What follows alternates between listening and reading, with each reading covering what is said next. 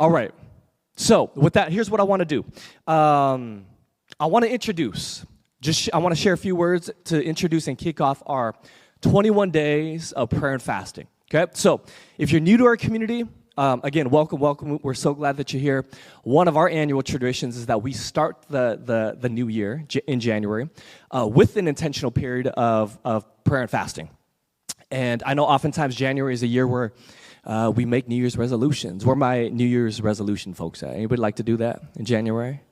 You're like raising your hand like, you don't have to be embarrassed about that. Or maybe you don't call them resolutions. You set intentions. Come on, where are my intention setters at? All right. Where are my goal setters at? You set goals. Okay, how about plans? Like you like to make plans for the new year. We got planners in the house. Where my wishers at? Maybe you don't make plans, but you wish. You have some wishes. You got some dreams, right?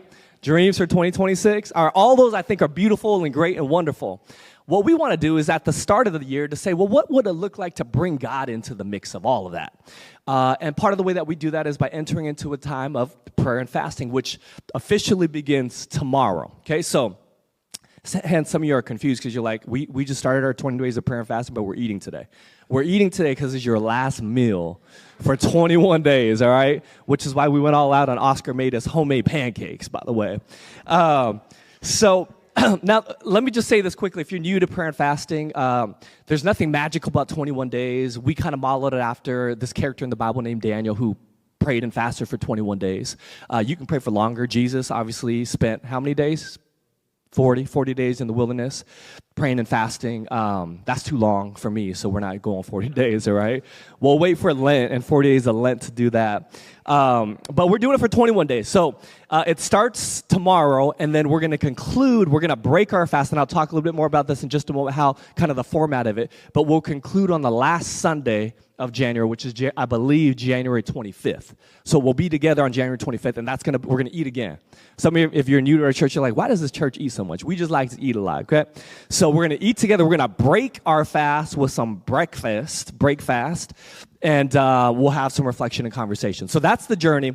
I want to talk about our theme. So every year we do this 21 days of prayer and fasting, but we give ourselves kind of a theme as a way to kind of frame and anchor and ground our journey together. And so the theme for this year is this. Is that readable on the screen? Y'all can go ahead and read it out loud if you can read it. Got it. God with us with God.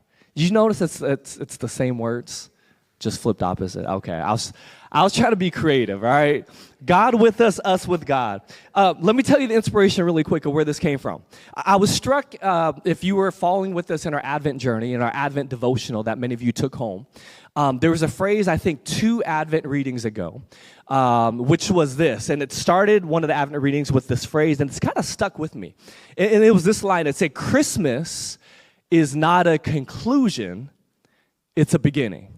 Christmas is not a conclusion, it's a beginning. And if you think about it, that makes a lot of sense, right? Christmas is about the promise of the birth of Jesus. So if for those of you who subscribe to this religion, who follow this particular faith journey, if you call yourself a follower of Jesus, can I just remind you, it kind of hinges on Christmas. It hinges on this truth that God came to be with us, right? That the Word became flesh. It was love incarnate. God, John 1:14 talks about what? That God put on some flesh and moved into the neighborhood. But can I remind us, this is not the end, it's the beginning, right? You ever have a neighbor that moves in and like you're not really sure what this neighbor is about because they just got there, right? It takes some time, but after a couple months, after a couple years, you start to get to know your neighbor a little bit. Whether or not you talk to them or not, you see what kind of car they drive, right? When they wake up, when they go to sleep, are they throwing parties, right? It takes some time to get to know what your neighbors are about. So Christmas is a reminder that God just moved in to the neighborhood, right? It's the beginning. It's the beginning of a journey. It's the start of Jesus' life. And so we get it, but here's kind of what I was like kind of getting stuck on. And I don't know if you've thought about it this way, but for whatever reason, this is just where my head was. I was like, why am I so confused? Because I get it. Christmas is the beginning. It's not a conclusion. But I think because my mind is so conditioned to think based on the calendar year. Anybody else? I'm like, wait, hold up. Okay, Christmas is the beginning, not the end. But then Christmas comes in December, and December is the 12th month of the year, which is the last month of the year. It's the end of the year. And so all of a sudden, what happens is after December ends, my mind goes from thinking all about Christmas, Advent, candles, trees. We still got the tree up, but typically what happens is what? You pack the tree up, you take the lights down, there's no more Christmas presents, and now what do you start doing at the top of January?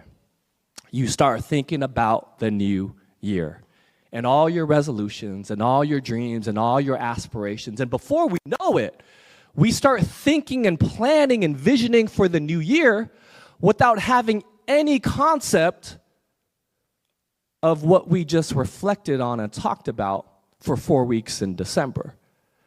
So I was feeling this like disconnect, right? Of like, Christmas is so significant, the birth of Jesus, the incarnation, God with us. It's so significant, but as soon as December 31st is over, and January 1 hits, it's like our mind shifts, and there's a disconnect between our Advent reflections and our New Year's resolutions. And the danger sometimes, and I'm just talking about myself because this might not be you, sometimes I place more hope and more emphasis in the renewal and the promise of what's possible in a new year versus the hope and the promise of God with us that we talk about in December. Anybody else? Like, I'm like, as soon as it's January 1st, I'm like, thank God. Because 2025, that was like a fill in the blank with whatever explicitives you like, right? And we think in our minds, we've been conditioned to believe that a calendar year is going to save us. But can I just remind us, January 1st is not going to save you. You might get a little bit of hope and you might get a little bit of renewal, but at the end of the day, our faith reminds us that it's actually God with us. That's the ultimate reason for our hope. Fear in 2025 is going to still be fear in 2026. Your health challenges in 2025, I know I'm preaching to the choir, are going to still be your health challenges in 2026. Your financial challenges in 2025 probably most likely might still be with you on January 1st, right? And so here was my hope, and here's my the impetus for this theme is, what would it look like to take Christmas with us into January 2026? What would it look like for us to not forget that God with us is just the beginning and just the start? What would it look like to bring that reality and to bring that truth then into our resolution, into our planning, into our envisioning, into our intention setting for 2026? What would it look like to hold on to that truth and then to ask this question, right? If God is with us, this is God's action towards humanity. This is God's initiative, God moving into our neighborhood. But here's the thing. For us to fully realize the implications of that truth, it requires a response. And I want to suggest that this is the hope of our 21 days of prayer and fasting. That our 21 days of prayer and fasting is actually a response to God with us. Now that we understand, or that we can accept the fact that God is with us, what would it look like for us to take some action on our part to say, okay, that's amazing and that's incredible. Well, I want to be with God. This is not just about God with us, but this is an invitation, an opportunity for us to be with God. You know, today is, I don't know if you're familiar with the Christian liturgical calendar. I didn't grow up with a lot of Christian liturgy, so that's kind of a new thing for me. It's something I've come to appreciate later on in life. The beauty, something about the liturgical calendar, the church calendar, is it actually orders itself not on particular dates, but actually orders itself around a person named Jesus. So the Christian liturgical calendar, it actually doesn't start in January. Christian liturgical calendar starts with what's called Advent and Christmas, right? And so it's interesting because if you kind of follow the Christian liturgical calendar, you don't actually experience this disconnect that we experience when we're following this modern calendar that many of us follow, right? Because it begins with Advent and Christmas, and it continues through January. So Christmas, actually, according to the Christian liturgical calendar, is not just one day. Do you realize that? It's actually 12 days.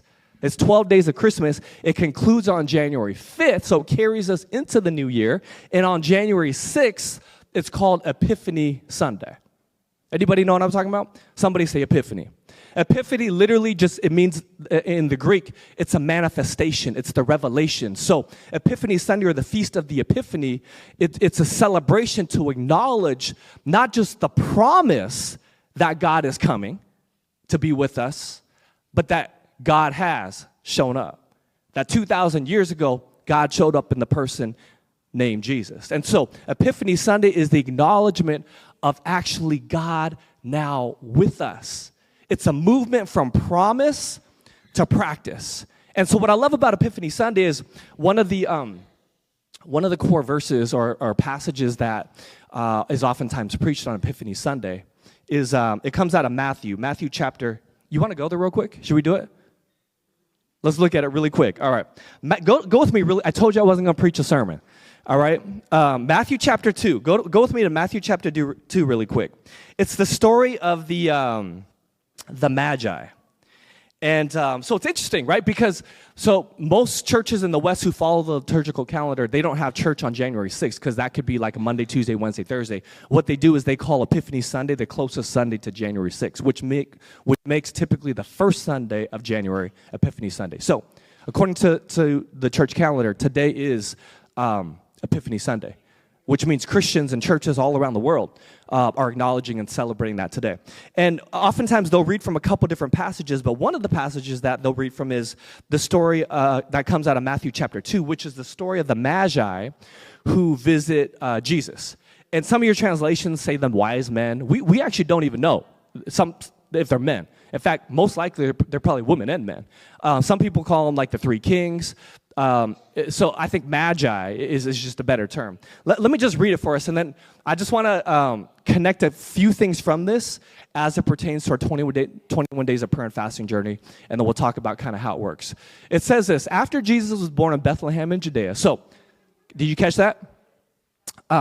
After Jesus was born. This is why it's called Epiphany Sunday. Right? We're not talking about the promise of Jesus coming. It's not the anticipation and the waiting. That's what Advent was about, right? Epiphany Sunday is saying, no, Jesus has come.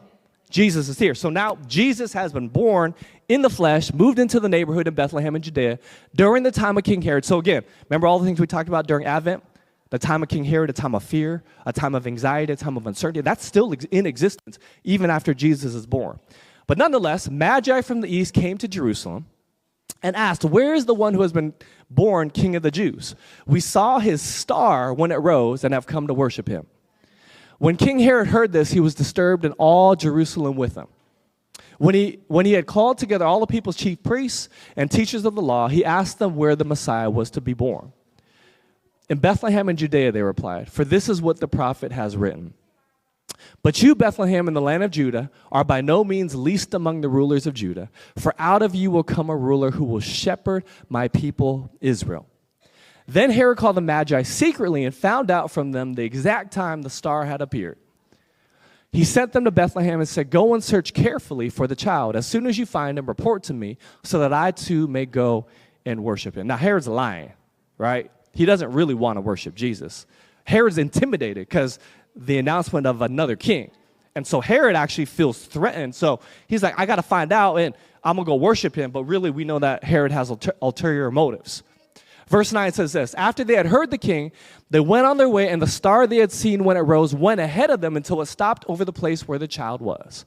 Then here's the famous part, right, that oftentimes we'll even read sometimes during Advent and Christmas. When they saw the star, they were overjoyed.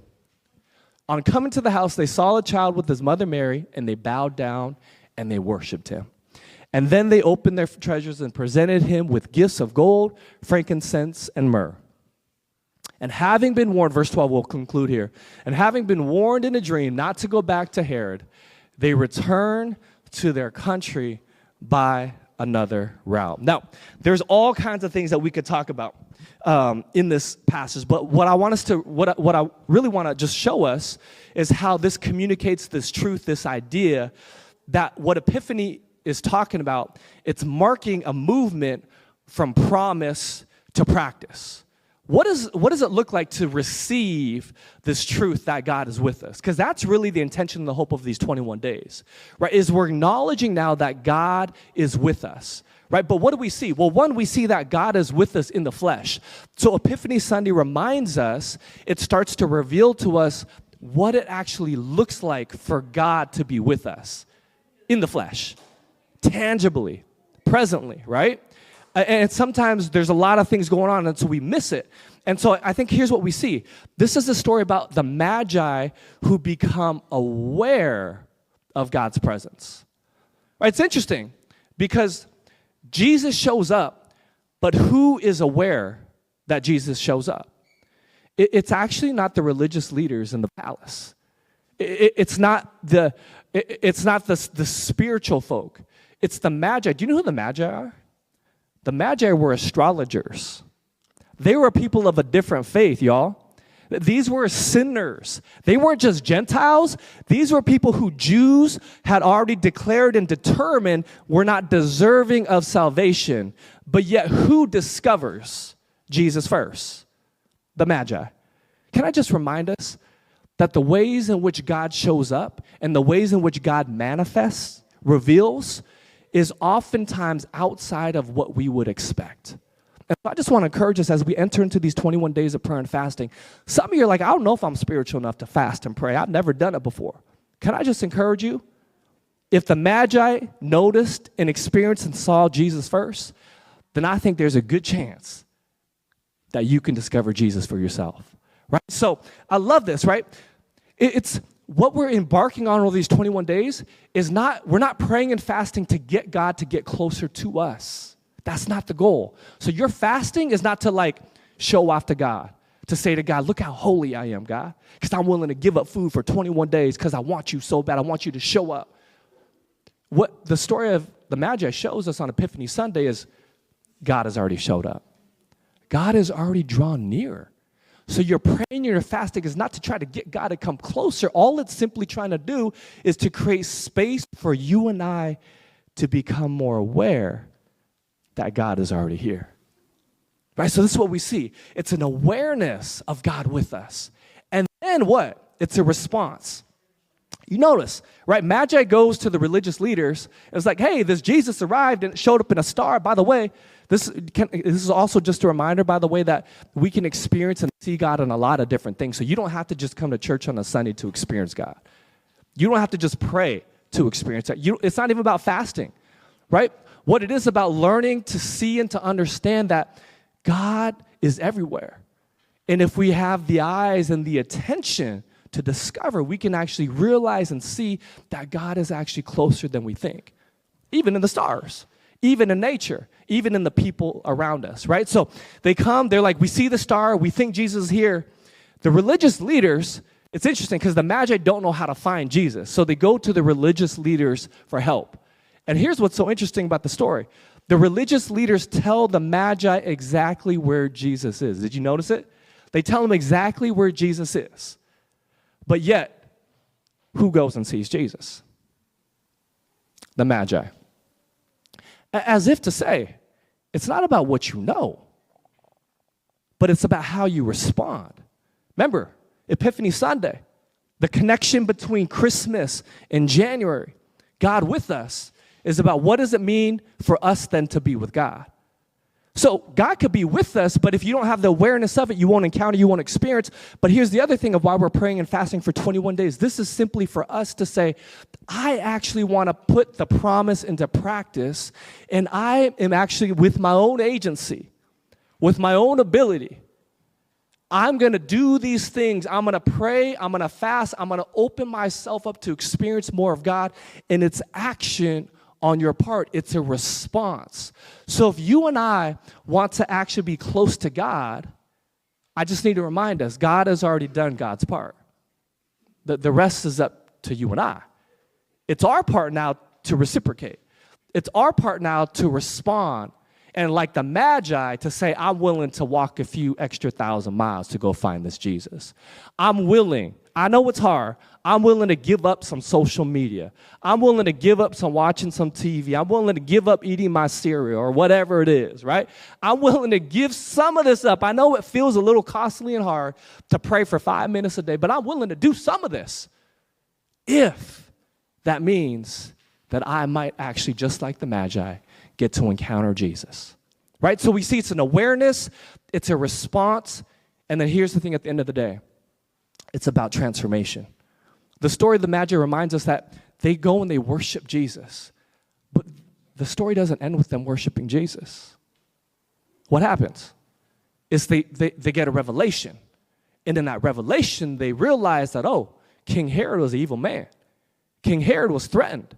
So we're not actually going to do what King Herod told us to do. We're actually going to go and leave another route. Did you see that? So what happens is their encounter with Jesus, their worship of Jesus, causes them to actually reprioritize and reorient their route. That's the hope of this whole thing. We're not just praying and fasting just so we can feel nice and warm and fuzzy and feel close to God. Although that's not a bad thing. We're doing it ultimately because we want to experience transformation. And the transformation is this. Does the encounter of Jesus actually cause us to reprioritize and to reorder and to reorient our lives? That means that do my New Year's resolutions actually align with God's heart? Do my visions and my plans and my agendas and my wishes and hopes and dreams for 2026, are they just the things that I want? Or are they actually in tune and connected and aligned with the things of God's heart? And are the things that I want to do they lead to love and liberation and freedom and flourishing and the goodness of humanity? Or perhaps like King Herod, they result in violence and greed and power and hatred. So that's the invitation, church. As we embark on these 21 days of prayer and fasting, the hope and the prayer is that we would become more aware of God with us, and that we would posture us to be with God, that we would respond to God's initiative, and that in doing so, we would experience the change and the transformation that would cause us to actually live in such a way that we would look and talk and act and live and love like Jesus. So here's what I want us to do for the next few moments, is I want us to turn to our tables, and we're going to put some questions up on the screen.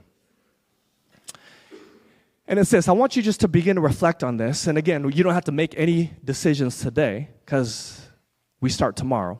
But what are your hopes and expectations for these next 21 days? Take a few moments to think on that. And then here's what I want us to maybe consider. Maybe you're like, I've never fasted before. I don't know how to do it. What might you be willing to fast from for the sake of making more space and to become more aware of God's presence in your life? And then the last exercise that I'm going to have you do today is there's some note cards on your table and some pens. What I want you to do is this. On those note cards, I want you to jot down a few of your New Year's resolutions, intentions, goals, hopes, dreams for 2020, whatever you do, all right, whatever you call them. Jot some of those down, things maybe that you've already thought about. And then here's the invitation, the challenge is over the 21 days, as we pray and fast and discern with God, I want you to have an open hand and an open posture to say, God, how do these plans reflect my desire to order and to orient my life around you? And are there plans that actually need to be adjusted, changed, modified, removed, added, that actually might bring me and my resolutions in greater alignment with you, okay? Here's how it's going to work. Let me tell you the journey before I release you to this. Do me a favor, if you have your mobile devices, go to the Common Good app. If you don't have, that's the best place to go. Or you can just go to commongood.church/21 days. commongood.church/21 days. This is what we call our 21-day portal, okay? Give you all the information. It sounds so spiritual, I know. Let's go to the 21 days of prayer and fasting web portal, guys. So you know how to pray and fast for your next 21 days. Go there. It gives you all kinds of information. It talks about our theme. And then what it also does is it talks about kind of our format, how it's going to work. So essentially, there's kind of 4 things that we're engaging with as a community. How to participate. If you scroll down to that section called How to Participate. One, the invitation to worship with us. So we're going to be gathering here together for the next 3 Sundays, really 4 Sundays. So opportunity to come together, to be in space together as we have conversation. We're going to dialogue. And what I'll actually be doing, and you'll see this as it relates to your daily prayer guide as well, is this passage, because again, we want to hold the truth of Christmas into we're trying to celebrate Christmas in January, all right? So the passage that we're going to explore today in our daily prayer guide is going to be this passage that we just went over today. So you're going to have daily devotionals that will kind of make different observations on this passage. And then there's 2 other passages that are oftentimes preached in regards to Epiphany Sunday and the season of Epiphany. And we'll talk about those different passages each week. Okay, so each Sunday I'll introduce the new passage, and then that following week, those will kind of be the scriptures that are going to guide you in our prayer topics during the week. Does that make sense? Am I get confused? So that leads me to the second part of Pray With Us. We have what we call our daily prayer guide. So for those of us who have never prayed before, this is just kind of a little tool to help you, to guide you, and to help us pray collectively together, okay? So there's going to be some scripture in it. There's going to be like a quick devotional and a prayer, and that's going to be connected to the passage that we'll unpack together on that Sunday. So again, starting tomorrow, you're going to see devotionals that are related to this particular passage that we just talked about today around the Magi, okay? So pray with us and then fast with us. That's the third component that we want to invite you into. And then the last thing is to vision with us. So that means here's what's going to happen. On January 25th, the last Sunday of January, we're going to come together and we're going to break our fast together. We're going to reflect around our 21 days. And then we're going to have a vision board party. All right? Y'all ever done a vision board party? So we're going to have like magazines and little things and pens and art and all the things. And what we're going to do is we're going to vision board together. We're going to take all the things that we feel like maybe God spoke to us in the ways and the revelations that we received over 21 days, and we're going to put them on paper, put them on a board as a way to be accountable to those things and to each other for the rest of 2026. That's the journey. Y'all excited for it? Okay. So it's going to be a lot of fun, and we hope that it's going to be impactful and helpful for you as we kick off 2026 together. Okay? So that's the journey. So go ahead and now just take a few moments to have some conversation and discussion around these 3 questions, and then make sure that you do some note card jotting. All right? DJ Oscar will play some music so it's not awkward, and then we'll come back. We'll conclude with a prayer that we'll close out with. All right?